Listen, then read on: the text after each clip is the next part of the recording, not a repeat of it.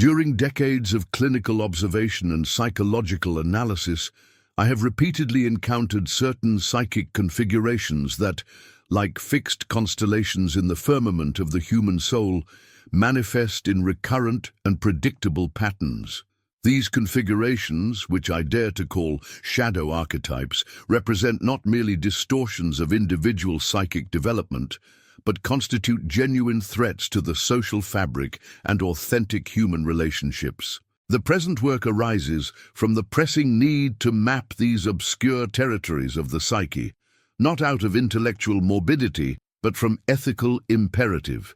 For it is precisely through the recognition and naming of these patterns that we can aspire to their transformation. As I have always maintained, that which remains unconscious governs us. That which we bring to the light of consciousness can be integrated and consequently transformed. This is not a pessimistic cataloguing of human nature, but a necessary mapping of the dangers that lurk when consciousness abdicates its regulatory function, allowing autonomous complexes to assume control of the personality.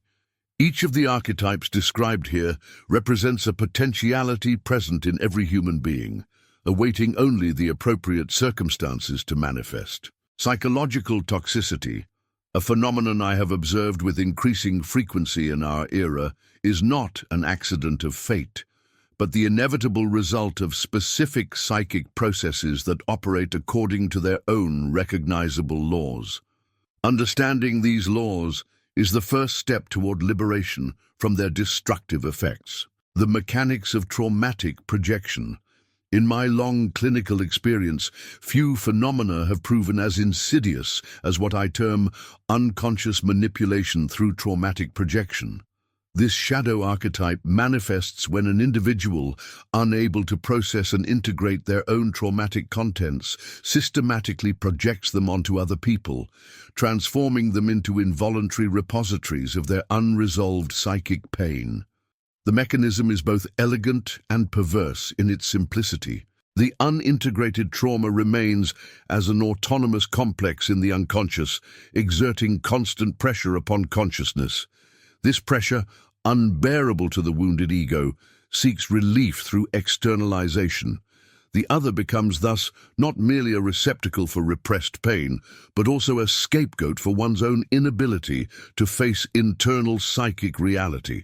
I have observed countless cases where individuals, victims of childhood trauma, became, in adulthood, unconscious manipulators of their own children, partners, and colleagues. The mother who was rejected by her own mother becomes excessively controlling with her children, projecting onto them her own wounded inner child. The man who suffered paternal humiliations develops a compulsive need to humiliate those he identifies as weaker in an unconscious attempt to rid himself of his own unaccepted vulnerability. The unconscious strategies of manipulation. The unconscious manipulator develops, over time, a sophisticated arsenal of psychological strategies, all operating below the threshold of consciousness. Role reversal is perhaps the most common. The victim transforms into perpetrator, but maintains the narrative of victimization. "I only do this because you force me to," becomes the refrain that justifies the most destructive behaviors. Emotional blackmail emerges as another favored tool. The unconscious manipulator develops an acute sensitivity to the vulnerable points of others, using them as levers to obtain what they desire. Guilt, fear, compassion, and obligation become the instruments through which they exercise control over relationships. Particularly pernicious is the strategy I term psychological gaslighting, where the unconscious manipulator systematically distorts the reality perceived by others, making them question their own sanity and perception. "You're imagining things. I never said that. You're too sensitive." These apparently innocent phrases become weapons of destruction against others' trust in their own experience. The vicious cycle of repetition. The most tragic aspect of the unconscious manipulator lies in the cyclical perpetuation of trauma. That which is not consciously integrated will inevitably be repeated, projected, and transmitted to the next generations. Unhealed trauma becomes a cursed inheritance, passed from father to son, from mother to daughter, in an endless chain of psychic suffering. This phenomenon perfectly illustrates my observation that everything that does not come to consciousness comes to us as fate. The individual who remains unconscious of their own traumas is condemned to repeat them, not only in their own life, but in the lives of those around them. Unconsciousness becomes, thus, a vehicle of psychic contagion, identification with the aggressor. A particularly complex mechanism I have observed in many unconscious manipulators is what Anna Freud termed identification with the aggressor. The individual who was a victim of manipulation or abuse paradoxically develops the same behavioral patterns as their aggressor in an unconscious attempt to master trauma through active repetition. This identification represents a psychic survival strategy that becomes, later, a prison. If I become like the one who hurt me, I will never be hurt again, seems to be the unconscious logic governing this process. However, this strategy, which may have been adaptive at a certain moment, becomes a source of suffering perpetuation when applied indiscriminately in other relationships. The path of integration. The healing of the unconscious manipulator necessarily passes through the recognition and integration of repressed traumatic contents. This process, inevitably painful, requires extraordinary courage. The courage to look within and confront that which has been carefully kept out of consciousness. Therapeutic work with such individuals proves particularly challenging, as resistance to consciousness is proportional to the intensity of repressed trauma. The wounded ego has developed elaborate defense mechanisms that must now be carefully dismantled, without resulting in even greater psychic disorganization. Taking responsibility is a crucial element in this process. The individual must learn to recognize patterns of projection and manipulation in their own behavior, developing the capacity to contain their destructive impulses rather than discharge them onto others. This requires the development of what I call the transcendent function, the ability to sustain the tension of opposites without succumbing to the compulsion to project it into the external world. The nature of the persona and its function. The persona, a central concept in my analytical psychology, represents the mask we use in our social interactions, the role we play in the great theater of collective life. In its healthy function, the persona serves as an adaptive tool, allowing us to navigate social complexities without exposing our inner vulnerability to every casual encounter. However, when the persona ceases to be a conscious tool and becomes a rigid identity, we face one of the most subtle forms of psychic alienation. The persona bearer represents that individual who has identified so completely with their social mask that they have lost contact with their authentic nature. They live not for themselves, but for the constant approval and validation of others. The construction of false identity. The process through which an individual becomes a prisoner of their own persona is gradual and, frequently, imperceptible. It generally begins in childhood, when the child learns that certain facets of their personality are accepted and rewarded, while others are rejected or punished. The natural need for belonging and approval leads them to suppress authentic aspects of themselves in favor of what generates parental and social approval. Over time, this adaptation becomes second nature. The individual develops an acute sensitivity to others' expectations, constantly molding themselves to meet them. Their identity becomes fluid, modifying itself according to context and audience. At home, they may be one person. At work, a completely different one. With friends, yet a third version of themselves. This multiplicity of masks could be seen as social versatility, if it were not accompanied by a crucial characteristic, the loss of a stable identity center. The persona bearer has developed the art of adaptation so well that they have forgotten who they really are when no one is watching. The tyranny of external approval. The persona bearer lives under the constant tyranny of external approval. Their self-esteem fluctuates like an emotional barometer, rising and falling according to the winds of others' opinions. A compliment can elevate them to heights. A criticism can plunge them into despair. This emotional dependency makes them extremely vulnerable to manipulation and emotional blackmail.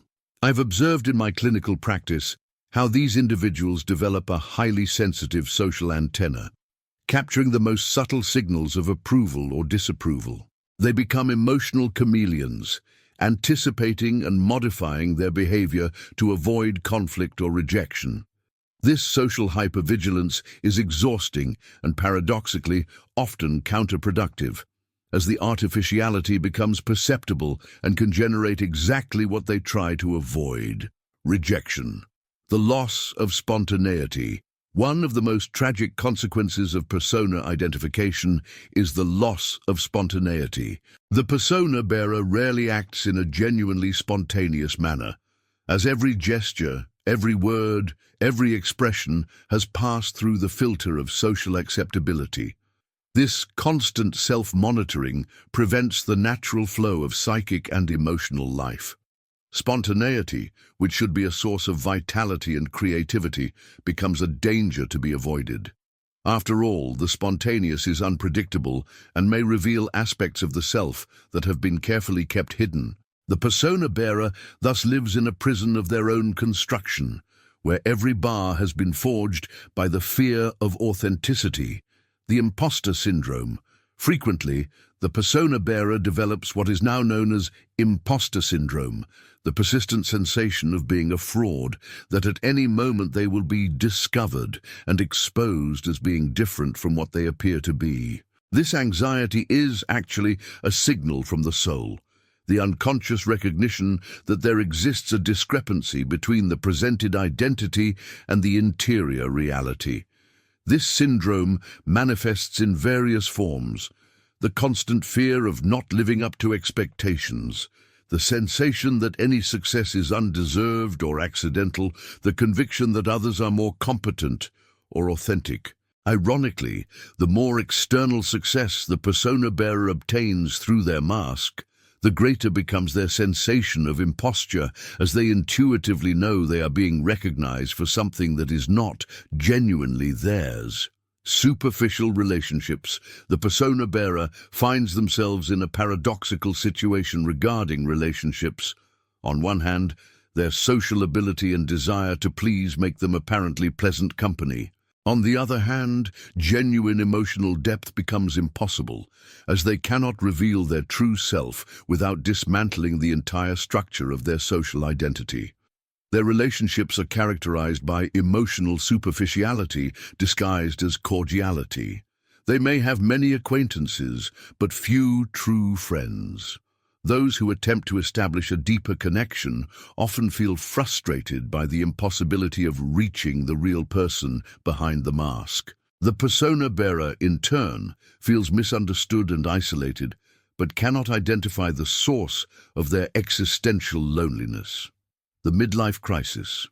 Persona identification frequently results in a profound crisis during midlife, a period I have termed the noon of life. It is at this moment that the discrepancy between the life lived and the authentic life becomes unbearable. External success, which should bring satisfaction, reveals itself as empty and meaningless. This crisis manifests through varied symptoms: inexplicable depression despite apparent success, sensation of existential emptiness, radical questioning of values and life choices, destructive or self-sabotaging impulses. It is as if the soul rebels against the tyranny of the persona, demanding recognition and expression. Many of the patients I have treated during this life period describe a sensation of having lived someone else's life, or of having awakened in a life they don't recognize as their own. This perception, though painful, represents the first step toward individuation, the process of becoming who one really is. The path back to the self-liberation from the persona's prison requires considerable courage, the courage to disappoint, to be rejected, to reveal imperfections. The individuation process, in this case, necessarily passes through confrontation with one's own authenticity, however imperfect it may be. This path does not imply the total abandonment of the persona. It continues to be a necessary social tool. The objective is to restore the conscious relationship with the mask, making it again a flexible instrument at the service of the authentic self, rather than a rigid prison that holds it captive. The development of authenticity is a gradual process that requires cultivating the courage to be imperfectly real rather than perfectly false. It implies learning to tolerate disapproval when this is the price of honesty with oneself. It means accepting that not everyone will like who we really are, but that those who do will establish genuine connections based on truth rather than illusion. The dual nature of the shadow. The shadow, a fundamental concept in my understanding of the human psyche, represents all aspects of personality that have been rejected, repressed, or simply ignored by the conscious ego. It is not merely malignant impulses, but any psychic content that has not found place in the individual's conscious self-image. The owner of the repressed shadow represents one of the most dangerous archetypes because it combines a facade of virtue with gigantic unconscious pressure exerted by repressed contents. These individuals frequently cultivate an impeccable image. They are pillars of the community, examples of morality, those who would never be suspected of questionable behaviors. The construction of the virtuous facade. The formation of this archetype frequently has its roots in excessively moralizing environments, where certain emotions, impulses, or aspects of personality were systematically condemned or punished. The child learns that their acceptance depends on the rigorous suppression of everything considered unacceptable by family or society. Over time, this suppression becomes so complete that the individual themselves loses consciousness of the repressed contents. They develop an identity based on what they are not, defining themselves in opposition to rejected aspects of their nature. I would never be capable of, people like me would never. This is completely contrary to my values. These declarations reveal not genuine virtue, but rigid identification with a moral ideal that excludes fundamental aspects of human experience. The pressure of repressed contents. The repressed shadow contents do not simply disappear by being ignored. On the contrary, they accumulate energy in the unconscious, creating growing pressure that will eventually find a way of expression. This pressure manifests initially through symptoms apparently disconnected: inexplicable irritability, severe judgments about others, excessive preoccupation with others' morality, or morbid fascination with what is consciously rejected. The owner of the repressed shadow frequently becomes the severest critic precisely of those behaviors that represent their own unrecognized shadow. The sexual moralist may be repressing their own impulses.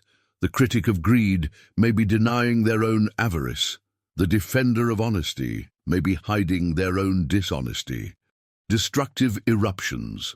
When the pressure of repressed contents becomes unbearable, what I term shadow eruptions occur, sudden and frequently destructive manifestations of denied aspects of personality. These eruptions are particularly dangerous because they emerge without conscious mediation, with all the primitive force of content that has been kept in darkness. The eruption can take various forms. The exemplary family man who suddenly abandons everything for a sexual adventure.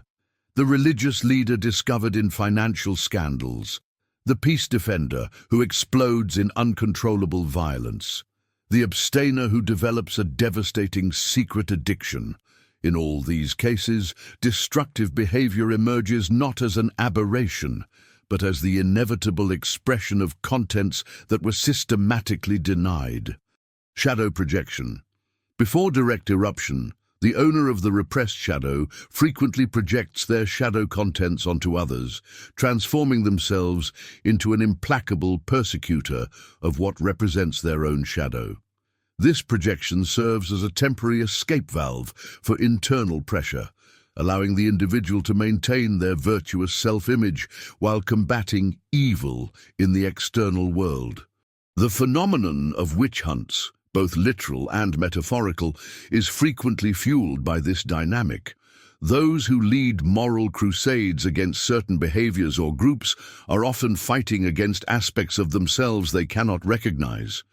The disproportionate emotional intensity with which they attack certain issues reveals the energetic charge of repressed contents. Fanaticism as symptom.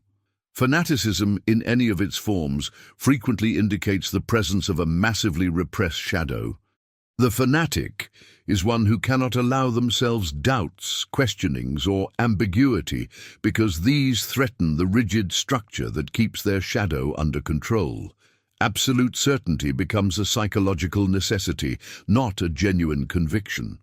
This type of mental rigidity serves as a defense against the emergence of contradictory contents residing in the unconscious. The fanatic protests too much because any flexibility in their belief system could open the door to recognizing aspects of themselves that have been carefully kept hidden. False saintliness. Particularly concerning is the phenomenon I observe in certain personalities who cultivate an image of saintliness or spiritual perfection.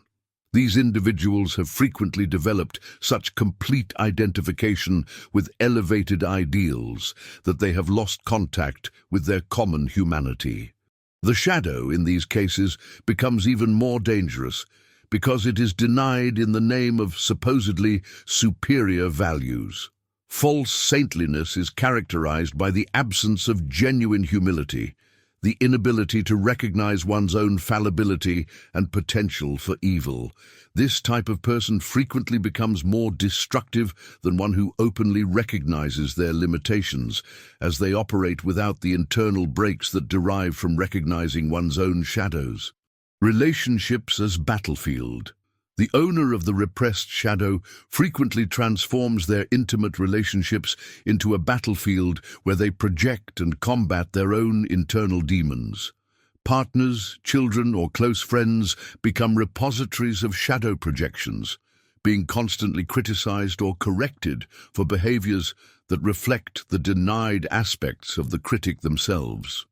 These relationships are characterized by a dynamic of moral superiority, where the owner of the repressed shadow positions themselves as the guardian of virtue, responsible for elevating or purifying those around them.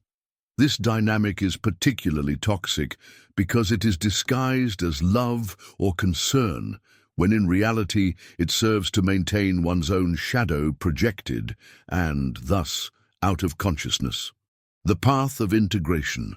The integration of the repressed shadow requires first of all the courage to recognize one's own capacity for what one criticizes in others.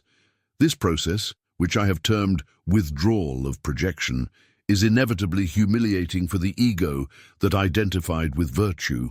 The work of integration passes through gradual acceptance of one's own imperfect humanity, including impulses, desires, and potentialities that were rejected. This does not mean acting on all these impulses, but recognizing them as part of psychic totality. Consciousness, not repression, becomes the instrument of moral regulation. True virtue, I have discovered, does not arise from shadow suppression, but from its conscious integration. Only when we recognize our capacity for evil can we exercise genuine choice for good. Morality based on repression is fragile. Morality based on consciousness is solid and lasting. The genesis of the moral controller. The moral controller represents one of the most insidious manifestations of the unintegrated shadow, characterized by the compulsion to regulate, judge, and correct others' behavior through supposed moral authority.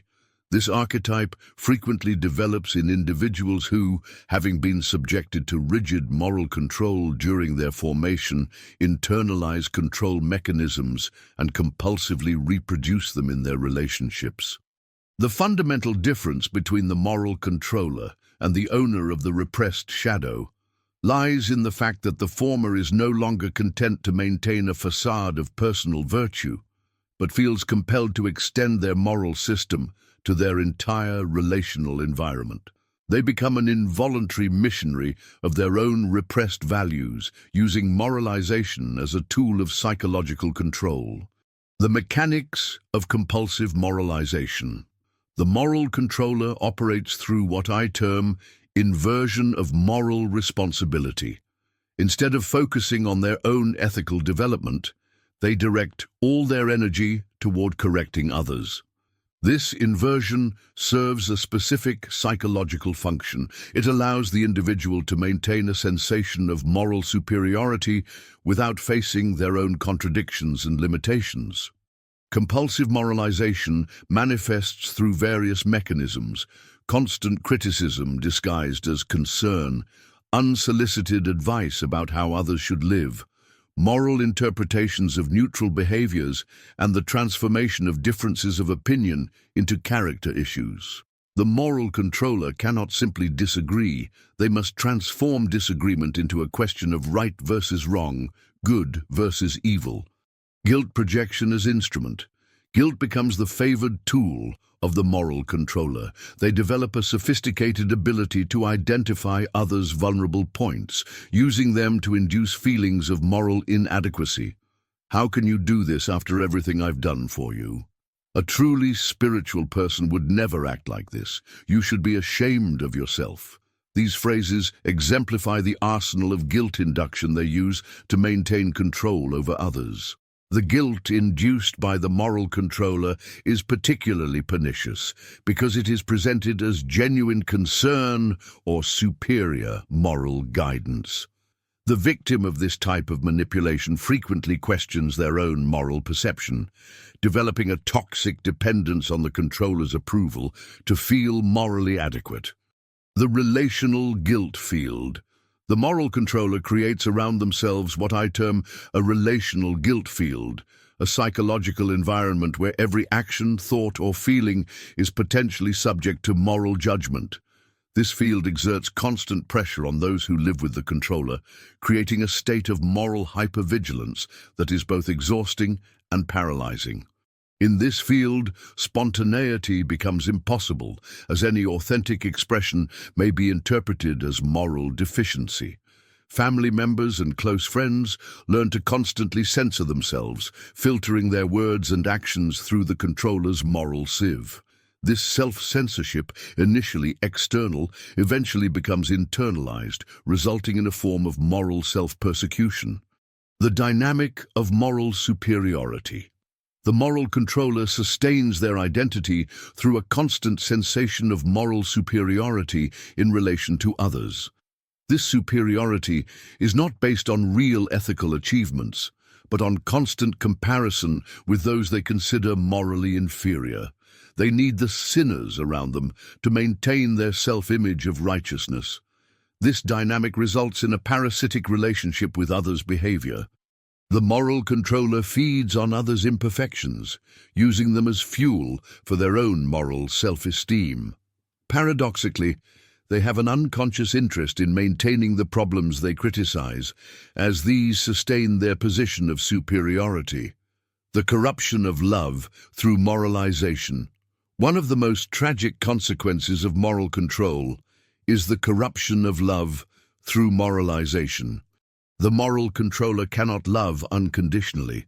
Their love is always conditional on the other's moral behavior. "I love you when you are good" becomes the implicit message they transmit, creating in others a sensation that they must deserve love through moral conformity.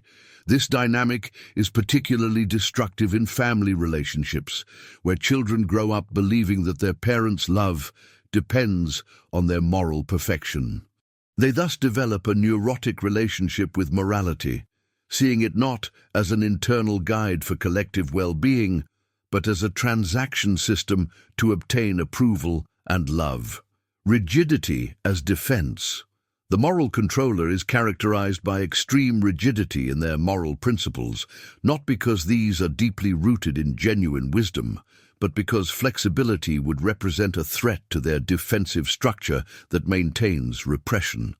Admitting that moral questions can be complex, that contexts matter, or that different people may have different valid ethical perspectives would threaten the entire edifice of their moral superiority.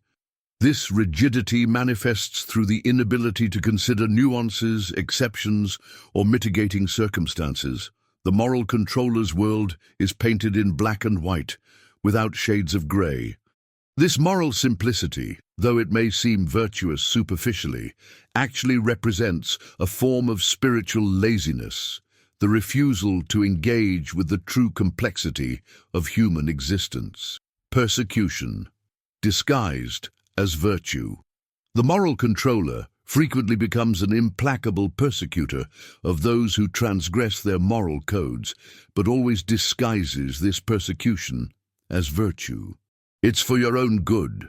Someone needs to tell you the truth. I'm doing this out of love.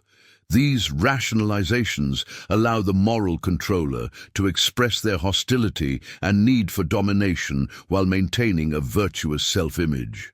Moral persecution is particularly cruel because it attacks not just behavior, but the very moral identity of the victim.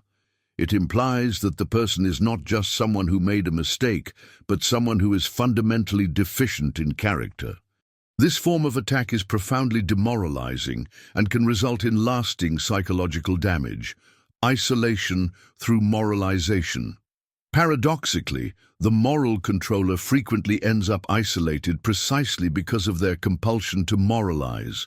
Those around them eventually tire of the constant moral pressure and begin to avoid them, either through physical or emotional distancing.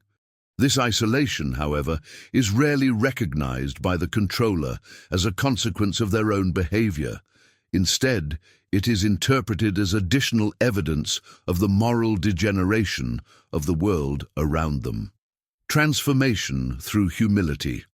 Liberation from the compulsion to morally control others necessarily passes through recognition of one's own moral fallibility. This process of humiliation of the moralized ego is extremely painful, as it requires admission that one's own moral superiority was, largely, an illusion based on projection of one's own unrecognized shadows. The path of healing involves gradual withdrawal of moral projections, learning to recognize in others not defects to be corrected, but reflections of own unintegrated aspects. True morality, I have discovered, does not arise from judging others, but from constant work of self-examination and personal growth. The nature of psychic complexes. Complexes represent constellations of emotionally charged psychic contents that have acquired relative autonomy in relation to ego consciousness.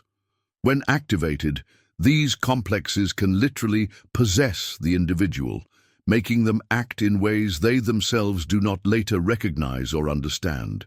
The complex dominated represents that archetype where this possession has become chronic and destructive. During decades of clinical observation, I have identified that the most destructive complexes frequently have their roots in unprocessed traumas, particularly those occurring during formative years. These traumas create energetic nodules in the unconscious that continue to influence behavior long after the original traumatic event has been apparently forgotten. The formation of dominant complexes. The process through which a complex acquires dominant power over personality is gradual and insidious. It frequently begins with a traumatic event that could not be adequately processed by the consciousness of the time. This event, together with all associated emotions, sensations, and cognitions, becomes encapsulated in the unconscious as a relatively autonomous unit. Over time, this nuclear complex attracts other similar contents, growing in power and influence. Subsequent experiences that resonate with the original trauma are automatically captured by the complex, strengthening it and expanding its sphere of influence. Eventually, the complex becomes so powerful that it can hijack consciousness whenever it is activated by specific triggers. Triggers and automatic reaction. The complex dominated lives in constant vulnerability to specific triggers that activate their dominant complexes. These triggers can be words, situations, people, or even memories that resonate with the traumatic core of the complex. When activated, the complex assumes control, and the individual reacts not to the present situation, but to the past trauma the complex represents. This automatic reactivity is one of the most recognizable characteristics of the complex dominated. Their reactions are frequently disproportional to the current situation, charged with an emotional intensity that belongs more to the past than to the present. This reminds me of becomes a revealing phrase, indicating that the individual is responding not to the here and now, but to a previous, unresolved situation. Chronic emotional instability. The presence of dominant complexes results in chronic emotional instability that makes the individual unpredictable both for themselves and for others. They may be calm and rational one moment, but transform completely when one of their complexes is activated. This instability creates a tense relational environment where others never know which version of the person they will encounter.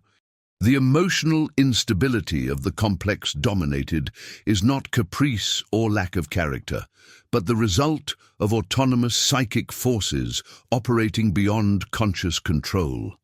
This understanding is crucial both for the individual themselves and for those who live with them, as it allows a more compassionate and less reactive approach to problematic behavior. Inferiority and superiority complexes. Among the most destructive complexes, I frequently observe those related to feelings of inferiority or, paradoxically, superiority. The inferiority complex, frequently resulting from repeated criticism, humiliation, or rejection, creates extreme sensitivity to any situation that might threaten self-esteem. The individual becomes hypervigilant to signs of disapproval, interpreting neutral interactions as personal attacks. The superiority complex, frequently a reactive formation to the inferiority complex, manifests through the compulsive need to prove oneself superior to others. This type of complex can lead to arrogant behaviors, destructively competitive, and incapable of recognizing others' merits. Both complexes, apparently opposite, frequently coexist in the same individual, alternating according to circumstances. The abandonment complex. Particularly common and destructive is the abandonment complex, frequently originating in early experiences of loss, neglect, or rejection. This complex creates hypersensitivity to any sign of possible abandonment, leading the individual to behaviors that paradoxically increase the probability of being abandoned. The bearer of this complex may become excessively controlling, jealous, possessive, or alternatively, may sabotage relationships before the other has a chance to leave them. "I'll leave them before they leave me" becomes an unconscious self-protection strategy that actually perpetuates the abandonment pattern they fear. Complex projection. The complex dominated frequently projects their complexual contents onto others, seeing in them qualities that actually reside in their own unrecognized complexes. The individual with an inferiority complex may see arrogance where none exists. One with an abandonment complex may interpret autonomy as rejection. The bearer of a superiority complex may see envy in all criticism. This projection makes relationships extremely complicated, as the individual is not reacting to the real person in front of them, but to the projection of their own complex. Other people become blank screens onto which the complex dominated projects their unresolved internal dramas, the compulsion to repeat. One of the most tragic aspects of complex domination is the compulsion to repeat. The individual finds themselves repeatedly in situations that reactivate their complexes, in an unconscious attempt to resolve the original trauma. However, since the complex operates autonomously, these resolution attempts frequently only reinforce the traumatic pattern. The woman with an abandonment complex may repeatedly choose emotionally unavailable partners. The man with an inferiority complex may repeatedly place himself in situations where he will be humiliated. The individual with a control complex may create conflicts where they need to dominate others. This repetition is not conscious masochism, but the psyche's attempt to process contents that were not adequately integrated. The hijacking of identity. When complexes become dominant, they can temporarily or chronically hijack the individual's identity. During complex activation, the person may act in ways completely contrary to their conscious values, doing and saying things they later cannot understand or accept. This identity hijacking is particularly confusing for those who live with the individual, as it is like dealing with different people depending on which complexes are activated. "You're not yourself today" becomes a common observation, indicating that a complex has temporarily assumed control. The path of complex integration. The healing of the complex dominated does not pass through elimination of complexes. These are an integral part of the human psyche, but through their conscious integration. This process requires first the recognition of the presence and influence of complexes, followed by careful exploration of their origins and dynamics. Therapeutic work with complexes is delicate, as it requires that the individual maintain consciousness even when the complex is activated, an extremely challenging task. Gradually, through conscious observation and compassionate understanding, complexes can be depotentiated, losing their capacity to completely hijack consciousness. Complex integration results not in their elimination, but in their transformation from destructive forces into psychic resources. The integrated inferiority complex can become genuine humility. The abandonment complex can transform into capacity to value connections. The control complex can evolve into conscious and responsible leadership. The nature of psychic vampirism. The psychic vampire represents one of the most insidious and destructive archetypes I have encountered in my clinical practice. Unlike the other types described, this archetype is characterized by the inability to generate or maintain their own psychic energy, depending parasitically on others' vital energy to sustain their emotional and psychological functioning. This energetic dependence is neither conscious nor deliberately malicious. The psychic vampire has developed, throughout their personal history, relationship patterns that systematically drain others' vitality, without perceiving the destructive impact of their behavior. Their psychological survival has become dependent on this constant drainage, creating a vicious cycle of dependence and mutual exhaustion. The origins of vampirism. The genesis of the psychic vampire frequently lies in early experiences of emotional neglect or trauma that resulted in a deep narcissistic wound. The child who did not receive adequate attention, validation, or care may develop a chronic sensation of inner emptiness that seeks to fill itself through others' energy. This emptiness is not merely emotional, but energetic, a fundamental deficiency in the capacity to generate and sustain one's own psychic vitality. Like a container with a hole in the bottom, the psychic vampire may receive enormous amounts of attention, care, and energy, but can never retain enough to feel filled or satisfied. The mechanics of energetic drainage. The psychic vampire develops sophisticated unconscious mechanisms to extract energy from others. Chronic victimization is perhaps the most common. Through constant presentation of problems, crises, and sufferings, they manage to mobilize others' compassion and caring energy. Each crisis becomes an opportunity to suck others' attention and concern. Dramatization is another frequent tool. The psychic vampire tends to emotionally amplify ordinary situations, transforming small setbacks into tragedies, minor disagreements into epic conflicts, trivial inconveniences into existential crises. This amplification serves to keep others constantly mobilized to their rescue. Role reversal. A particularly pernicious characteristic of the psychic vampire is their ability to reverse relational roles, transforming those who should be cared for by them into their caregivers. The father who becomes emotionally dependent on his children, transforming them into his counselors and supporters. The mother who uses her children as repositories for her marital frustrations. The partner who systematically places their emotional needs above everyone else's needs in the relationship. This reversal is particularly destructive when it occurs in relationships where there naturally exists an asymmetry of power and responsibility, such as between parents and children. The child who becomes the emotional support of the vampiric parent frequently develops codependent patterns that will endure throughout life. Emotional blackmail as tool. The psychic vampire becomes a master in the art of emotional blackmail, using guilt, fear, pity, and obligation as tools to keep others trapped in their energetic orbit. After everything I've done for you, if you really loved me, I don't know what I would do without you. These phrases exemplify the arsenal of emotional manipulation they use to maintain their energy suppliers. The psychic vampire's blackmail is particularly effective because it frequently contains elements of truth. They really do suffer when they don't receive the desired attention. They really do feel abandoned when others establish boundaries. They really do experience despair when their energy source withdraws.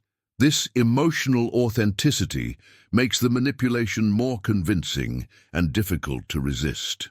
The cycle of codependency.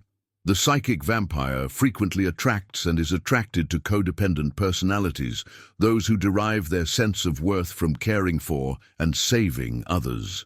This combination creates a destructive symbiotic cycle where the vampire provides constant opportunities for the codependent to exercise their savior role, while the codependent provides the vital energy the vampire needs.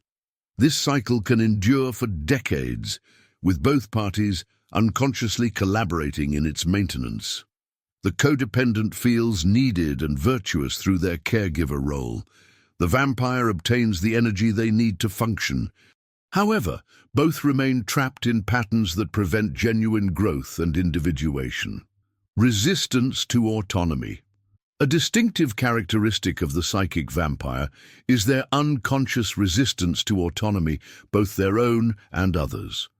Developing emotional independence would mean giving up the external energy source they have become dependent upon. Thus, they systematically sabotage attempts, both their own and others, to establish greater autonomy. This resistance manifests in various forms, creating crises whenever others try to establish boundaries, developing symptoms or problems that require constant care, interpreting autonomy as abandonment or lack of love, emotionally punishing those who try to distance themselves. Others' independence is seen as an existential threat to their own psychological survival. The creation of mutual dependence.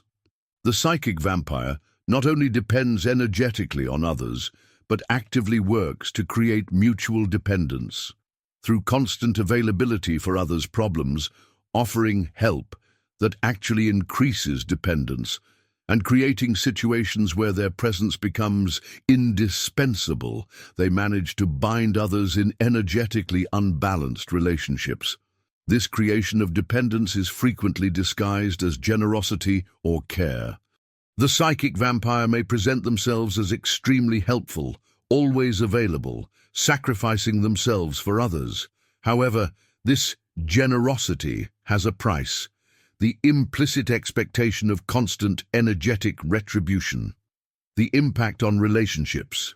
Relationships with psychic vampires are characterized by chronic energetic imbalance. Those who live with them frequently report feelings of exhaustion, emotional depletion, and a sensation that they give more than they receive.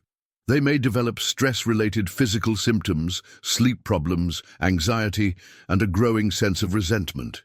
The impact is particularly severe on children who grow up with vampiric parents. These children learn that their worth is conditioned on their capacity to provide emotional support to adults, developing codependent patterns that will complicate their future relationships. They may become adults who don't know how to receive care, only how to provide it. The difference between need and vampirism. It is important to distinguish between legitimate emotional need and psychic vampirism.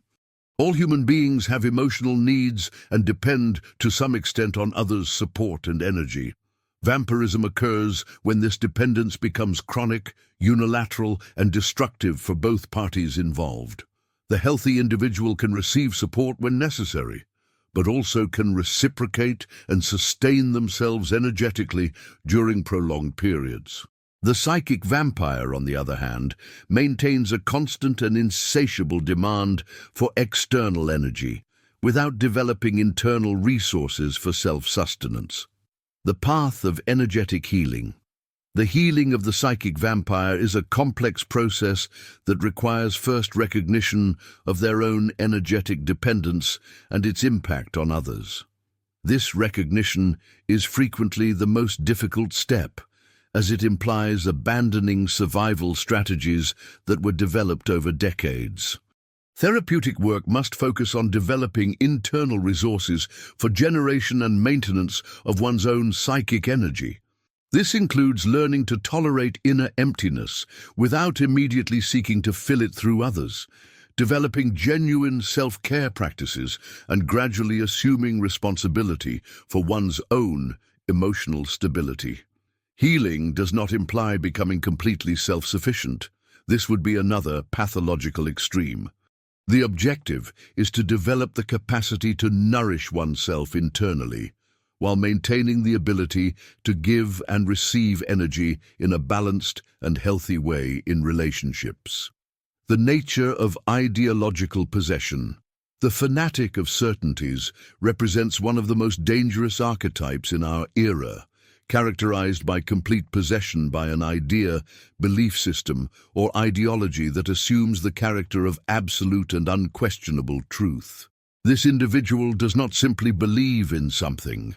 They are possessed by this belief in such a way that their personal identity becomes indistinguishable from the ideology they embrace. During my career, I have observed how certain ideas can assume a life of their own in the human psyche, becoming autonomous complexes that completely dominate consciousness. The fanatic does not possess their beliefs. They are possessed by them. This possession results in the loss of critical capacity, mental flexibility, and intellectual humility necessary for genuine psychological growth. The genesis of fanaticism.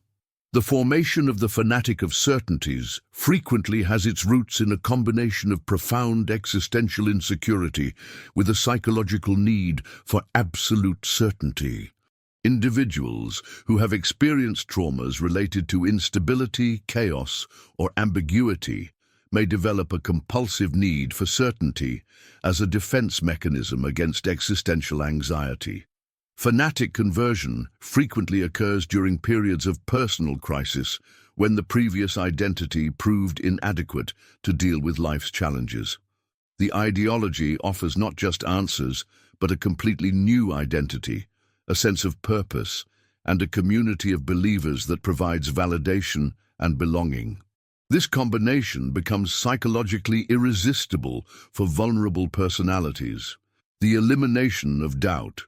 The fanatic of certainties is characterized by systematic elimination of doubt from their mental life. Doubt, which should be recognized as a healthy and necessary psychic function for intellectual growth, becomes an enemy to be fought and eliminated. Any questioning, whether internal or external, is seen as a threat to the integrity of the entire belief system. This elimination of doubt is not achieved through convincing evidence or solid reasoning, but through active suppression of critical function. The fanatic develops elaborate mental mechanisms to dismiss information that contradicts their beliefs, interpret contrary evidence as confirmation of their conspiracy theories, and transform legitimate questionings into personal attacks. Mental rigidity as symptom. The extreme mental rigidity of the fanatic of certainties is a symptom, not a virtue. This rigidity serves as a psychological defense against recognizing that their certainties may be incorrect. Mental flexibility would represent an existential threat to someone whose identity is completely fused with their beliefs. This rigidity manifests through inability to consider alternative perspectives, to recognize nuances or complexities, to admit ignorance or uncertainty about any aspect of their ideology. The fanatic's world is painted in absolute black and white, without space for ambiguity or paradox, characteristics inherent to the complex reality of human existence. Collective shadow projection. The fanatic of certainties frequently projects their own unrecognized shadow onto groups or individuals they consider opposed to their ideology. These others become repositories of everything the fanatic rejects in themselves. If their ideology preaches peace, the others become inherently violent. If it preaches virtue, the others become morally corrupted. If it preaches intelligence, the others become fundamentally ignorant. This collective shadow projection serves multiple psychological functions. It allows the fanatic to maintain a purified self-image, provides an external enemy on which they can discharge their repressed aggressiveness, and creates a sense of moral or intellectual superiority that feeds their grandiose identity. The denial of plurality.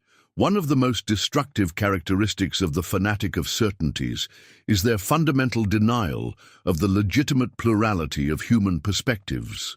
For them, there exists only one truth, one correct perspective, one valid way of seeing the world, theirs. All other perspectives are, by definition, error, ignorance, or malevolence. This denial of plurality makes genuine dialogue impossible. The fanatic does not enter conversations to learn or exchange ideas, but to convert or combat. They cannot conceive that intelligent and well-intentioned people might reach different conclusions from theirs through valid reasoning processes. Intolerance disguised as virtue. The fanatic of certainties frequently develops a sophisticated form of intolerance that disguises itself as superior virtue. Their inability to tolerate differences is rationalized as unwavering commitment to truth, justice, or morality. Some things cannot be tolerated becomes the mantra that justifies authoritarian and persecutory behaviors. This virtuous intolerance is particularly dangerous because it is immune to moral questioning. The fanatic sees their intolerance not as a character defect, but as evidence of their moral superiority. The more intolerant they become, the more virtuous they feel, creating a cycle of growing radicalization. The loss of individuality.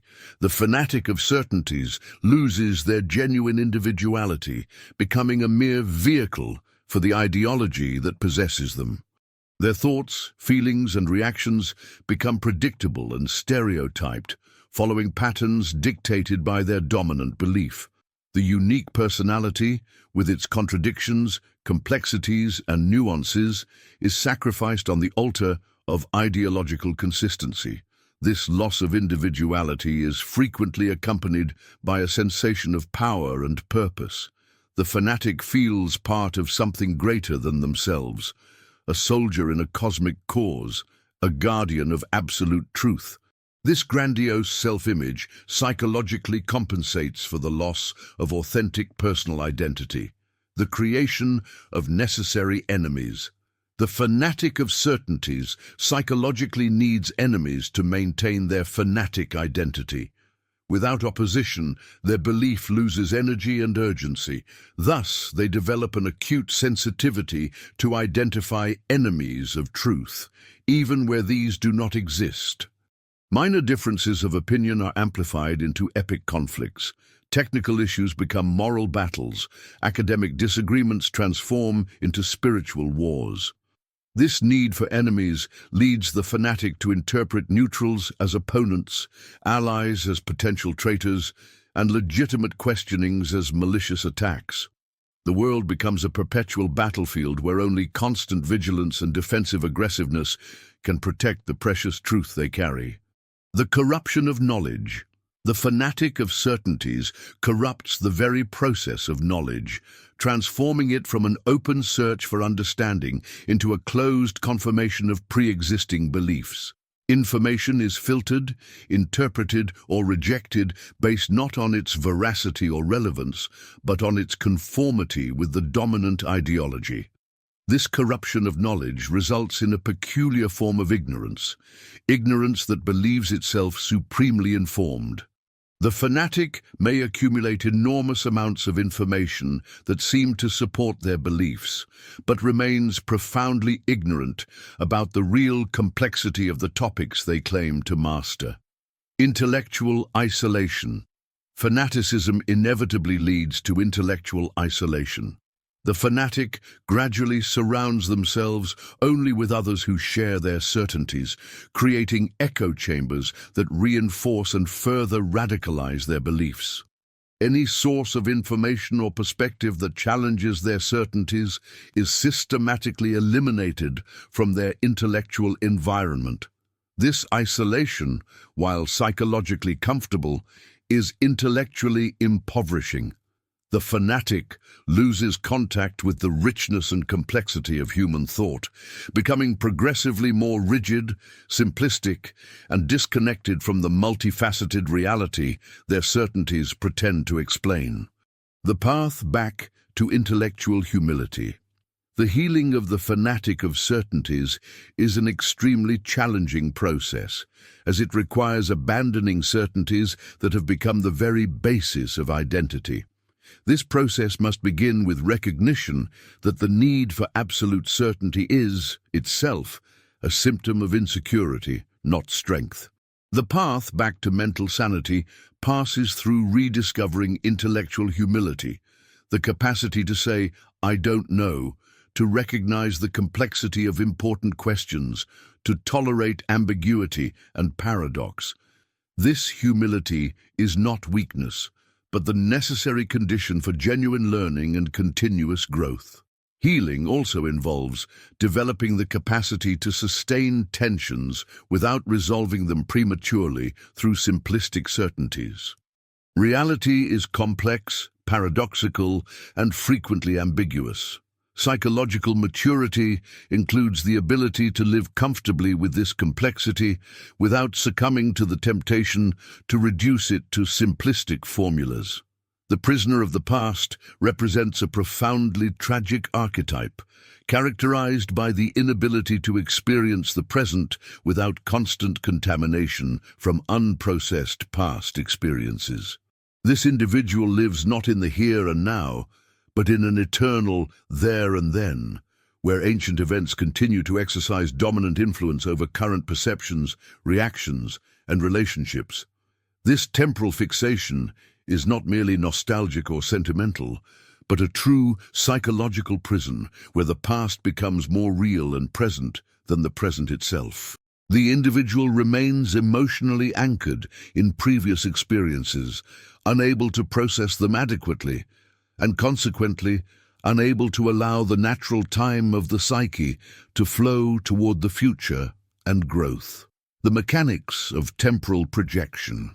The process through which the past contaminates the present operates through what I term temporal projection, the unconscious tendency to interpret current situations through the lens of past experiences. A constructive criticism in the present is experienced as the traumatic humiliation of the past. A current partner becomes the rejecting father or mother. A new situation is lived as repetition of an ancient trauma. This temporal projection creates a fundamental distortion in the perception of reality. The prisoner of the past cannot see present people and situations as they really are, but only as echoes or repetitions of figures and events from their personal history. This distortion makes authentic relationships impossible, as the other is never encountered in their present reality, but always filtered through unprocessed emotional memories. The contamination of emotional memories. Unprocessed emotional memories function like psychic viruses, infecting present experiences with effective charges that belong to the past. A casual word awakens disproportionate anger. An innocent gesture provokes inexplicable anxiety. An everyday situation triggers panic that seems to come from nowhere. The prisoner of the past lives in constant vulnerability to these emotional flashbacks. The most insidious aspect of this contamination is its unconscious nature. The individual rarely recognizes they are reacting to the past, not the present. The emotional intensity of the present reaction convinces them that the threat is real and current, when in reality they are responding to echoes of ancient wounds that never healed adequately. The impossibility of the new. The prisoner of the past develops an unconscious resistance to the genuinely new. Any experience that doesn't fit their known patterns of interpretation is automatically assimilated to familiar categories from the past. A new partner is immediately classified as just like the previous one. A new opportunity is seen through the lens of past failures. A new situation is interpreted according to the script of ancient dramas. This impossibility of the new keeps the individual trapped in repetitive cycles where the same dynamics reproduce indefinitely. Not because the present is really equal to the past, but because the inability to perceive genuine differences forces repetition of the same relational and behavioral patterns. The tyranny of first impression. For the prisoner of the past, first impression is not just important, it is definitive and immutable. Once a person or situation is categorized according to patterns from the past, it becomes almost impossible to revise this categorization, even in the face of abundant contradictory evidence. The partner who reminds them of a critical father will continue being experienced as critical even if they repeatedly demonstrate loving and supportive behavior. This tyranny of first impression creates fossilized relationships, where people are imprisoned in roles based not on who they are, but on whom they remind. Genuine growth and change become impossible because they are systematically unrecognized or disregarded. The self-fulfilling prophecy. The prisoner of the past frequently creates self-fulfilling prophecies, where their expectations based on the past influence their behavior in such a way that they end up provoking exactly what they fear. Expecting betrayal, they become suspicious and controlling, creating tensions that may lead to infidelity. Anticipating rejection, they become defensive and distant, provoking the withdrawal they fear. This dynamic is particularly cruel because it apparently confirms the validity of their perceptions based on the past. "I knew this would happen" becomes the refrain that further reinforces their conviction that the past is a reliable guide for the present and future. The inability to forgive. Genuine forgiveness becomes impossible for the prisoner of the past because it requires the capacity to let the past be past. For them, however, the past is eternally present, always current, always wounding. Each new situation that remotely echoes an ancient wound reopens all previous wounds, keeping them perpetually fresh and painful. This inability to forgive is not limited to others, but extends to the self.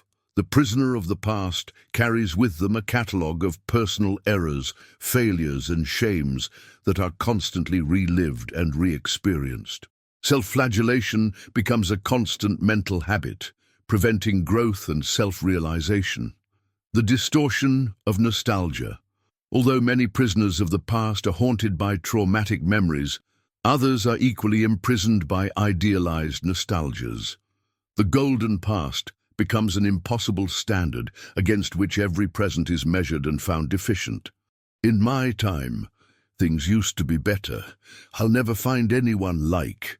These phrases reveal a fixation on idealized versions of the past that prevent authentic engagement with present possibilities. This idealized nostalgia is frequently a defense against anxiety about the unknown.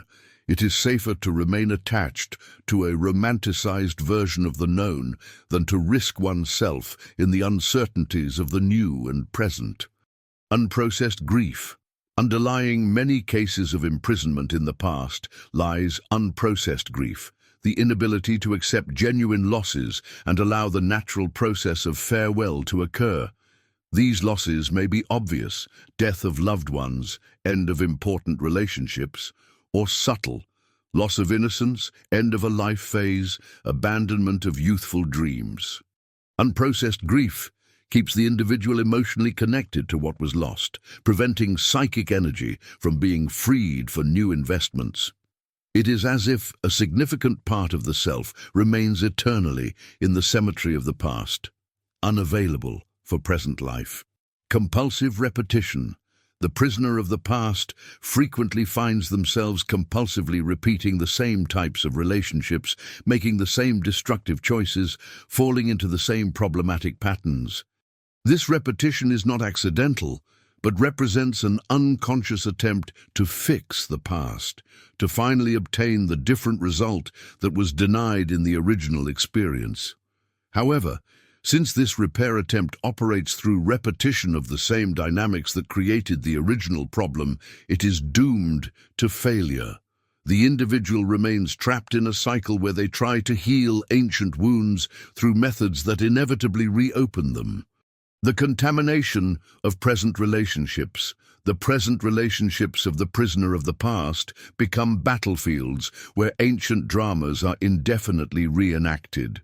The current partner is forced to carry projections of past figures, being held responsible for wounds they didn't cause and expected to heal pains that predate their presence in the prisoner's life. This contamination creates an unfair dynamic, where the present relationship never has the opportunity to develop on its own terms. It is constantly competing with ghosts from the past, being measured against standards that are not its own, being punished for crimes it didn't commit. The fear of the future. The prisoner of the past frequently develops a deep fear of the future, precisely because their experience has taught them that the future inevitably brings repetitions of past suffering. If it was like this once, it will always be like this, becomes the logic governing their future expectations. This fear of the future further reinforces attachment to the past, even when it is painful. The known, however uncomfortable it may be, seems safer than the unknown, with its unpredictable possibilities. Thus, the individual chooses familiar prison over uncertain freedom. The path of temporal liberation. Liberation from imprisonment in the past requires first recognition that the past is being used as a distorted lens to interpret the present. This recognition is frequently painful because it implies admitting that much of present suffering is self-imposed through perpetuation of ancient patterns. The healing process involves learning to distinguish between past and present, developing the capacity to see each situation and person on their own terms, without contamination from previous experiences. This requires careful work of processing emotional memories, allowing ancient wounds to finally heal instead of being constantly reopened. True liberation comes with the development of what I call temporal presence, the capacity to genuinely inhabit the present moment, with all its novelty, possibility, and potential for transformation. This presence does not deny the past, but places it in its proper perspective, as personal history that informed development, not as destiny that determines the future. In my understanding of human psychic structure, few concepts are as fundamental as the polarity between anima and animus, the feminine and masculine principles that reside in each human soul. The soul dissociated represents that individual who, for various reasons, has denied or repressed one of these fundamental aspects of their nature, resulting in a unilateral and unbalanced personality. The anima, the feminine principle present in man, governs the capacity for relationship, intuition, receptivity, and emotional connection. The animus, the masculine principle present in woman, rules the capacity for action, discrimination, structuring, and objective thought. When one of these principles is systematically denied, the result is a radical impoverishment of personality and an inability to form balanced and nutritious relationships. The formation of dissociation. The dissociation of anima or animus frequently has its roots in family experiences, where one of the principles was consistently devalued, ridiculed, or punished. The boy who learns that sensitivity and emotionality are signs of weakness may repress his anima so completely that he becomes emotionally cold and relationally incompetent. The girl who learns that assertiveness and independence are unfeminine may deny her animus, becoming passive and incapable of self-determination. Culture also plays a crucial role in this dissociation. Societies that rigidly polarize gender roles, attributing qualities exclusively masculine or feminine, contribute to repression of contrapolar aspects of personality. The result are psychologically mutilated men and women, functioning with only half their psychic potential. The anima-dissociated man. The man who has denied his anima becomes what I term a one-dimensional man, efficient perhaps in practical or intellectual matters, but profoundly deficient in relational and emotional capacity. He relates to others through roles and functions instead of genuine human connection.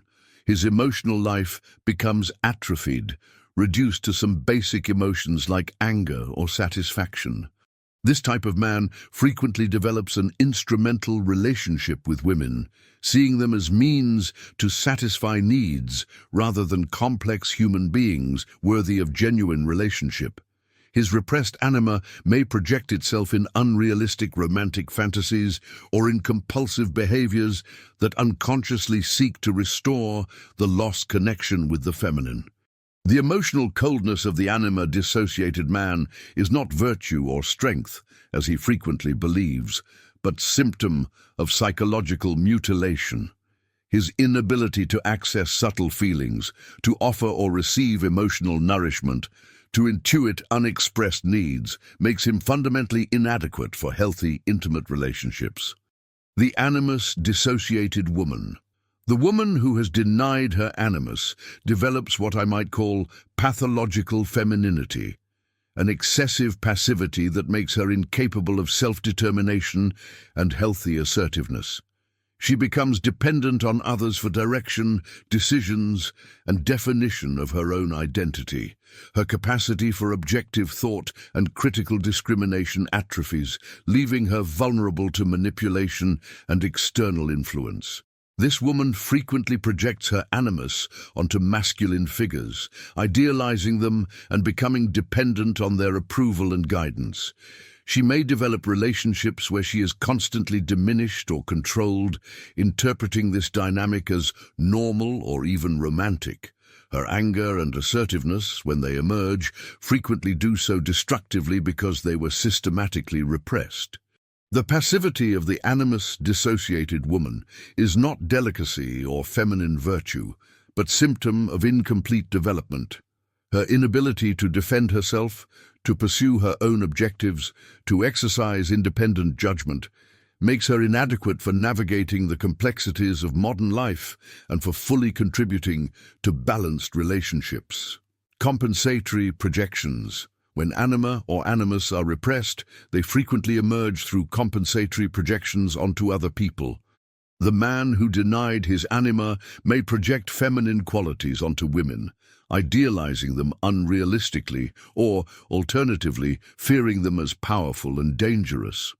The woman who repressed her animus may project masculine qualities onto men, becoming dependent on them or, paradoxically, competing destructively with them. These projections create unbalanced relationships where one person carries psychic aspects that should be integrated by the other. The result are codependent partnerships, where each person needs the other not for genuine love, but to access parts of themselves that were dissociated. The loss of genuine empathy. The soul dissociated suffers from a fundamental inability for genuine empathy. Empathy requires the capacity to access both receptive, anima, and discriminative, animus aspects of personality. The man without anima may intellectually understand others' suffering, but cannot feel it or respond appropriately. The woman without animus may feel others' pain, but cannot offer effective guidance or structural support. This empathic deficiency makes the soul dissociated fundamentally inadequate for nutritious relationships. They may offer practical solutions or emotional support, but not both simultaneously. This unilaterality creates relationships where an essential dimension of human connection is always absent. The rigidity of roles. The soul dissociated frequently develops extreme rigidity regarding gender roles, vigorously defending stereotyped divisions of behavior and responsibility. This rigidity does not arise from genuine conviction, but from the need to maintain repression of contrapolar aspects of personality. Any flexibility in roles threatens the defensive structure that maintains dissociation. This rigidity manifests in relationships where each person is imprisoned in limited and limiting roles. The man must always be strong, provider, rational. The woman must always be nurturing, submissive, emotional. These artificial divisions prevent both from fully developing their human potential. The inability for balanced relationships. The final result of soul dissociation is the inability to form truly balanced relationships. Healthy relationships require that both partners be capable of alternating between receptivity and assertiveness, nourishment and guidance, feeling and thought, as circumstances demand. The soul dissociated offers only half this equation, creating unbalanced relationships where one partner is overburdened with functions the other cannot exercise. These relationships may function superficially, but lack the flexibility and depth necessary for mutual growth and genuine intimacy. The midlife crisis as opportunity. Frequently, soul dissociation precipitates a crisis during midlife when repressed aspects of personality demand recognition. The excessively rational man may suddenly be flooded by intense emotions. The excessively passive woman may develop an urgent need for autonomy and self-expression. This crisis, though painful, represents a golden opportunity for integration. It is the moment when the psyche rebels against unilaterality, demanding development of neglected aspects of personality. Those who manage to embrace this crisis as growth opportunity may emerge as more complete and balanced individuals. The path of integration. The integration of anima and animus requires courage to explore aspects of personality that were systematically denied or repressed.